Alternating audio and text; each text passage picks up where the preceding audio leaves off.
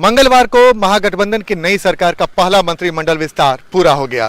राज्यपाल फागू चौहान ने JDU, RJD, Congress, हम और एक निर्दलीय विधायक सहित कुल 31 विधायकों को मंत्री पद की शपथ दिलाई।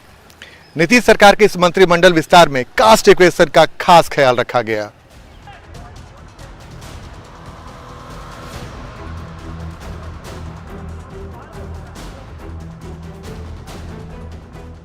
बिहार की नई सरकार का नया चेहरा सामने आ गया है।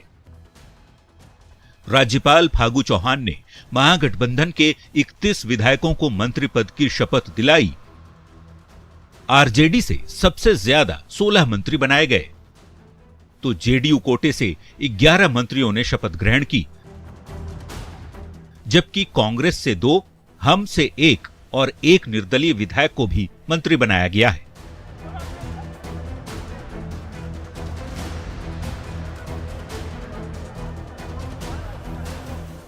शपथ ग्रहण समारोह में महागठबंधन की ओर से एकता का परिचय देने की भी भरपूर कोशिश की गई। आरजेडी, कांग्रेस और जेडीयू के विधायकों ने एक साथ मंत्री पद की शपथ ली। कुल 6 चरणों में 31 नेताओं को शपथ दिलाई गई। सबसे पहले विजय चौधरी, विजेंद्र यादव, तेज प्रताप यादव, आलोक मेहता और आफाक आलम ने मंत्री पद की शपथ ली।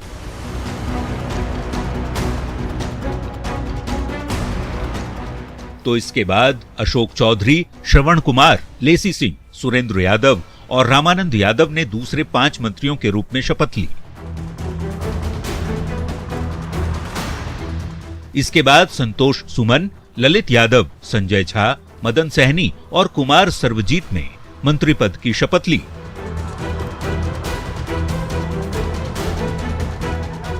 शीला मंडल, चंद्रशेखर, समीर महासेठ, सुमित सिंह और सुनील कुमार ने भी चौथे चरण में मंत्री पद की शपथ ली, जबकि जितेंद्र राय, सुधाकर सिंह, जमा खान, अनीता देवी और जयंत राज ने इसके बाद मंत्री पद की शपथ ली। और सबसे आखिरी चरण में मुरारी गौतम, कार्तिक कुमार, शाहनवाज, सुरेंद्र राम, शमीम अहमद और इसराइल मंसूरी ने मंत्री पद की शपथ ली। विभाग की भी घोषणा हो जाएगी और आपको आज बता दें कि आज ही हम एक बार फिर पूरे कैबिनेट की भी बैठक करेंगे। विभाग की भी घोषणा हो जाएगी और आपको आज बता दें कि आज ही हम एक बार फिर पूरे कैबिनेट की भी बैठक करेंगे। नई सरकार के कैबिनेट में जातीय समीकरण का भरपूर ख्याल रखा गया है। लालू की पार्टी आरजेडी से 6 यादव, 3 मुस्लिम, अति पिछड़ा से 1, वैश्य जाति से 1, कुशवाहा जाति से 1, राजपूत 1, पासवान 1, दलित 1, जबकि भूमियार जाति से 1 विधायक को मंत्री बनाया गया है। बात यदि जेडीयू की करें तो यादव 1, भूमियार 1, दलित 1, कुर्मी जाति से 1, ब्राह्मण कोटे से 1, राजपूत, मुस्लिम, कुशवाहा, दलित, मल्लाह और धानुक जाति के 1-1 विधायक को मंत्री बनाया गया है। इसी तरह से यदि कांग्रेस पार्टी की बात करें तो मुस्लिम और दलित कोटे से 1-1 विधायक को मंत्री बनाया गया, जबकि जीतन राम मांझी की हम पार्टी से 1 दलित विधायक और 1 निर्दलीय राजपूत विधायक को मंत्री बनाया गया है। बड़ी चुनौती भी है आपके ऊपर। जो भी चुनौती मिला है उसको सामना करेंगे और बहुत मुस्तैदी से करेंगे। तो क्या है आपका भविष्य का प्लान, क्या है, कैसे आपके सरकार में क्या कुछ करने वाले हैं कि जनता को फायदा मिले? सरकार जो भी हमको जवाबदेही देगी उसको हम बढ़िया से काम करेंगे। हम काम करने के लिए जाने जाते हैं, काम करेंगे। अच्छा ये बताइए, अब आपको जो अनंत सिंह उनका बेहद खास माना जाता है और आपके ऊपर इसी वजह से दबाव भी बहुत ज्यादा पड़ेगा। कोई दबाव नहीं, अनंत सिंह जी के खास है, इसमें 2 मत नहीं है। ये हैं शुरू से उनके साथ में काम कर रहे हैं, आज 17-18 साल से विधायक है, समूचा काम उनका हम देख रहे हैं, कर रहे हैं, काम करने का अनुभव है ही। अच्छा आपके इलाके में टाल वाला इलाका है तो उसके लिए भी कुछ विशेष योजना बना रखा है क्या आपने? तब जो बचा हुआ इसे तो बहुत काम करवाए हैं विधायक के नेतृत्व में। बहुत काम हुआ है, जो बचा हुआ काम है वो सब भी करवाया। अच्छा सबसे बड़ा चुनौती आपके सामने क्या है? अभी तो चुनौती हम कुछ नहीं पूछते हैं। अच्छा चुनौती कुछ नहीं है? कुछ नहीं है, जो काम आएगा उसको हम पूरा करेंगे। कुल मिलाकर बिहार की नई सरकार में कास्ट फैक्टर का खास ध्यान रखा गया है। उससे भी बढ़कर आरजेडी ने एमवाई यानी मुस्लिम और यादव समीकरण पर पूरा जोर दिया है। महागठबंधन के नेताओं ने शपथ ग्रहण समारोह के जरिए सरकार के पूरी तरह एकजुट दिखाने की कोशिश भी की। विरोधियों को साफ संदेश कि सरकार पूरी तरह से एकजुट है, स्थिर है। न्यूज 18 के लिए पटना से अमित कुमार, आनंद अमृतराज और संजय कुमार की रिपोर्ट।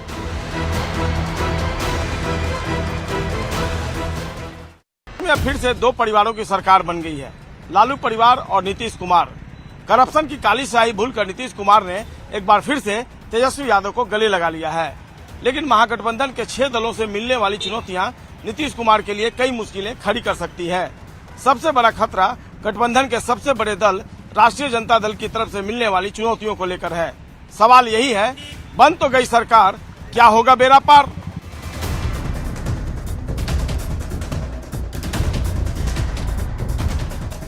नई सरकार बन चुकी है, मंत्रियों के विभागों का बंटवारा भी हो चुका है। नीतीश कुमार के कार्यकाल का अभी आधा समय ही बीता है और आधा कार्यकाल बाकी है। नीतीश कुमार को सरकार में शामिल सभी पार्टियों को साथ में लेकर चलना होगा। ऐसे में 8वीं बार बिहार के मुख्यमंत्री बने नीतीश कुमार के सामने इस बार चुनौतियां कम नहीं हैं। बिहार में ऑप्शन बहुत कम है।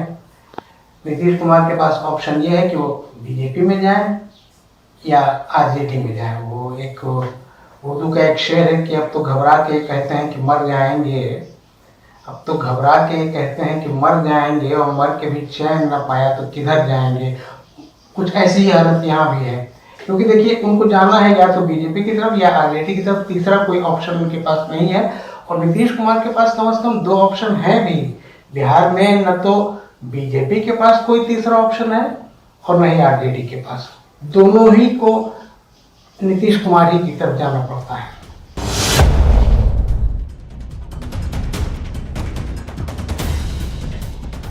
आइए एक एक कर जानते हैं कि मुख्यमंत्री नीतीश कुमार के सामने कौन कौन सी बड़ी चुनौतियां हैं।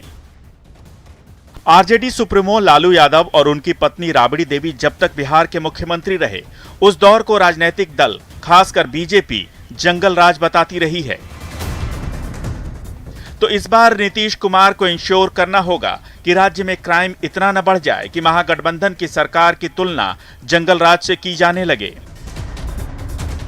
अगर ऐसा हुआ तो उनकी छवि को बड़ा नुकसान होगा और यही नीतीश कुमार के लिए सबसे बड़ी चुनौती होगी। कोर्ट में, हाई कोर्ट में किसी जज ने ये शब्द कहा था, कुछ कहते हैं कि अपोजिशन ने कहा था, कुछ कहते हैं जेडीयू ने कहा था, जेडीयू और बीजेपी ने कहा था आरजेडी के खिलाफ, यानी लालू यादव की जब सरकार थी उसके खिलाफ ये जंगल राज कहा था। लेकिन आज के दौर में ये जंगल राज एक इसे जुमला कह सकते हैं, यह किसी के भी बारे में कहा जा सकता है।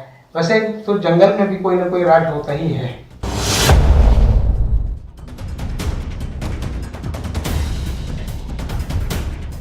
नीतीश कुमार ने 2017 में तेजस्वी यादव पर लगे भ्रष्टाचार के आरोपों के बाद महागठबंधन से नाता तोड़ लिया था और बीजेपी के साथ मिलकर सरकार बनाई थी। लेकिन इस बार करप्शन की काली स्याही को भूलकर वो फिर से तेजस्वी यादव के साथ हैं। लालू परिवार पर करप्शन के कई गंभीर आरोप हैं। उप मुख्यमंत्री तेजस्वी यादव के खिलाफ भी भ्रष्टाचार के कई मामले हैं। यह तय है कि बीजेपी फिर से लालू परिवार पर करप्शन की काली स्याही उछालेगी। अगर ऐसा हुआ तो नीतीश कुमार के लिए खुद को बचाना काफी मुश्किल होगा। साथ ही नीतीश कुमार पर सरकार को बचाने की चुनौती भी होगी। देखिए, अगर आप देखेंगे कि पिछली सरकार में जब तेजस्वी यादव थे तो उनके कार्यकाल में उन पर कोई दाग नहीं लगा। पुराना इतिहास क्या रहा है वो सब लोग जानते हैं, उसमें हम कुछ नहीं कर सकते हैं। लेकिन जो पिछली सरकार थी उस सरकार पर तेजस्वी या तेज प्रताप पर कोई भ्रष्टाचार का आरोप नहीं लगा। तो मुझे लगता है कि अब ये लोग भी संभल गए हैं और चूंकि अब विकास ओरिएंटेड राजनीति हो रही है, तो मुझे लगता है कि तेजस्वी भी भविष्य देखेंगे, उनका अगला 40 साल का राजनीतिक जीवन कम से कम होगा, तो वो अपना भविष्य बेहतर बनाने के लिए विकास पर जोर देंगे और भ्रष्टाचार के खिलाफ मुझे लगता है कि जरूर अभियान चलाएंगे, ऐसा हम उम्मीद करते हैं।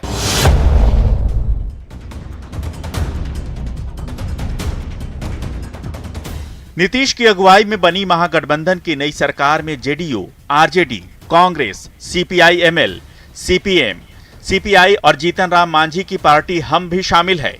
इसके अलावा एक निर्दलीय विधायक का भी समर्थन है।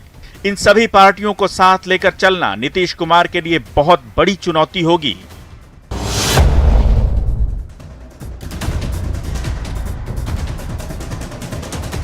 बिहार में अब डबल इंजन की सरकार नहीं रही, यानी केंद्र में बीजेपी और राज्य में महागठबंधन की सरकार हो गई है। इसलिए अब राज्य में विकास कार्य कराना पहले की तरह आसान नहीं होगा। नीतीश कुमार के ऊपर यह भी एक बड़ी जिम्मेदारी होगी कि कैसे बिहार में बीजेपी को छोड़कर अब केंद्र में उसी पार्टी की सरकार से राज्य का विकास कार्य कराएंगे।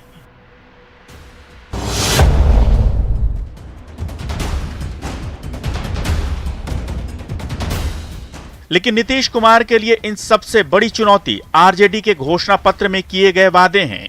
इनमें युवाओं को रोजगार उपलब्ध कराने की बड़ी चुनौती होगी। आरजेडी नेता तेजस्वी यादव ने विपक्ष में रहते हुए सत्ता में आने पर 10 लाख नौकरियां पैदा करने का वादा किया था।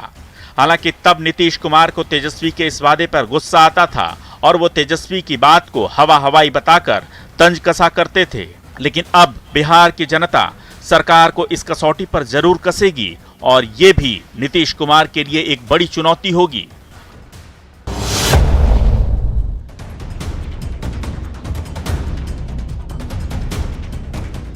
आरजेडी के घोषणा पत्र में किए गए वादों में सरकारी नौकरियों में आरक्षण भी एक है। तेजस्वी यादव के कई चुनावी वादों में से ये भी एक है कि उनकी सरकार में नौकरियों में बिहार के युवाओं को आरक्षण 85% दिया जाएगा। यही नहीं, तेजस्वी के वादे के मुताबिक संविदा प्रथा को खत्म कर कर्मचारियों को स्थायी करने की भी चुनौती है। इसके अलावा युवाओं को बेरोजगारी भत्ता उपलब्ध कराने की भी चुनौती है। आरजेडी के घोषणा पत्र में बेरोजगार युवाओं को सत्ता में आने पर 1500 रुपए हर महीने बेरोजगारी भत्ता देने का चुनावी वादा किया गया था। ऐसे में नीतीश सरकार के सामने सवाल गंभीर हैं। बन तो गई सरकार, क्या होगा बेड़ा पार? देखिए, राजनीति संभावनाओं का खेल है और संभावनाएं कभी खत्म नहीं होती है राजनीति में। और पिछले दिनों आपने देखा होगा कि बीजेपी के जो कद्दावर नेता बिहार में माने जाते हैं, सुशील मोदी ने भी कहा कि नीतीश कुमार ईमानदार हैं, परफॉर्मर हैं, तो परफॉर्म करते हैं। तो इसका मतलब है कि नीतीश कुमार का ऑप्शन हर जगह खुला हुआ है। और आपने देखा होगा कि अगर तेजस्वी यादव के साथ वो जा सकते हैं तो फिर बीजेपी में फिर चले जाए तो इसमें क्या आश्चर्य हो? मुझे तो नहीं लगता है कि कोई आश्चर्य होगा। बिहार के मुख्यमंत्री नीतीश कुमार ने एक बार फिर से बीजेपी को छोड़ आरजेडी के साथ जाकर सरकार बना ली है। सरकार तो नहीं है लेकिन मुख्यमंत्री वही पुराने। पिछले 1 दशक से बिहार में ऐसा ही कुछ होता रहा है। 2017 में भी नीतीश कुमार महागठबंधन से अलग होकर बीजेपी के साथ जाकर के सरकार बना लिए थे और एक बार फिर से महज 5 साल के अंतराल पे तस्वीर वैसी ही नजर आई है। नीतीश कुमार जो हैं वो बीजेपी से अलग होकर के महागठबंधन के साथ जाकर सरकार बना लिए हैं। लेकिन अब ऐसे में बिहार के कुछ नेता और लोग मुख्यमंत्री नीतीश कुमार से ये जानना चाहते हैं कि अगर आरजेडी से भी उन्हें चैन नहीं मिला तो वो आगे क्या करेंगे। Bureau report, news 18।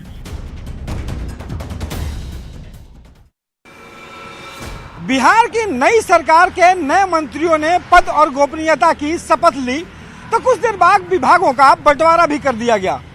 Nitish Kumar ने हमेशा की तरह इस बार भी गृह विभाग अपने पास ही रखा है। ये जानना जरूरी है कि नीतीश कैबिनेट के पावरफुल मिनिस्टर कौन कौन हैं और बेहद अहम और खास विभागों का जिम्मा किसे दिया गया है।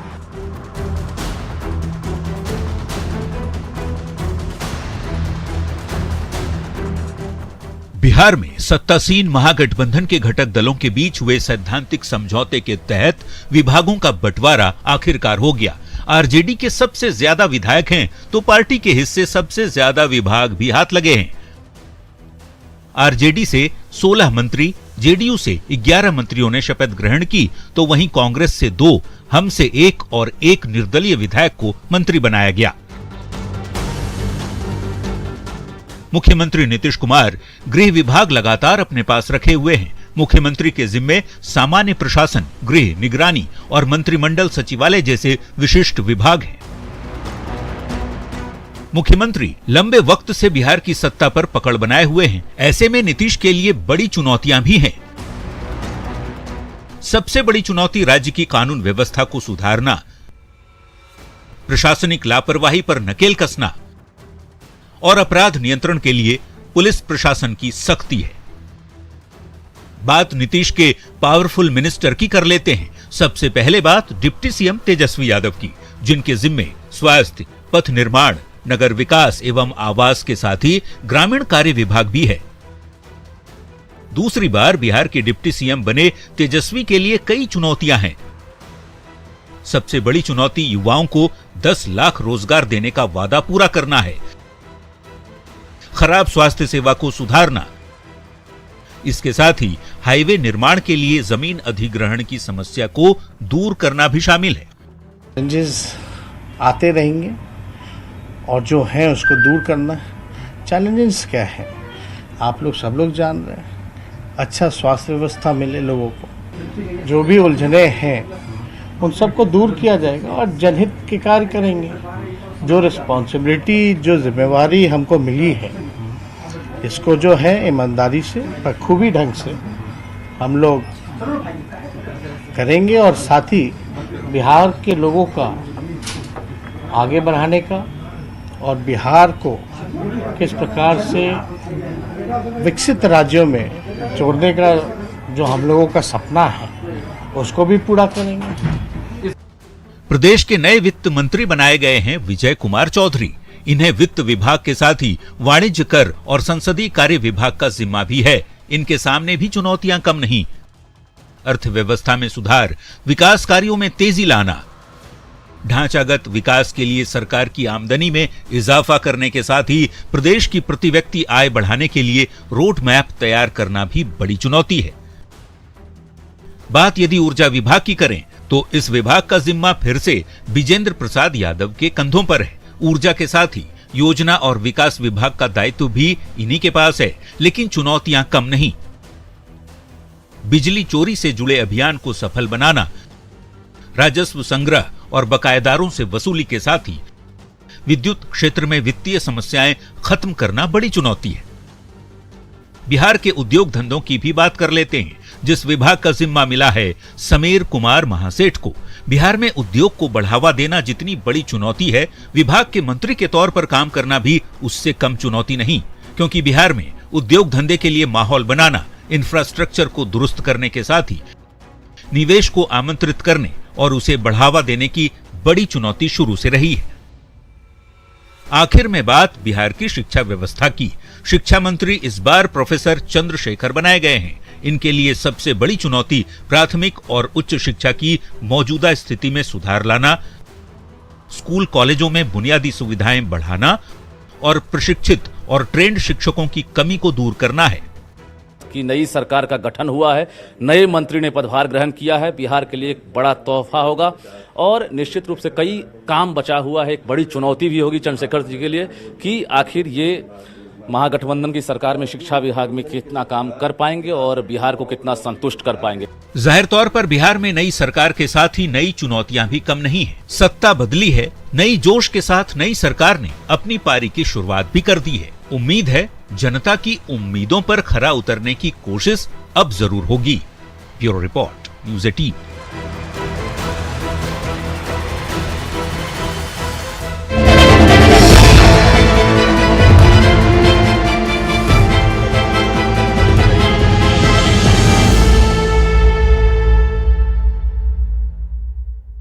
$1,200+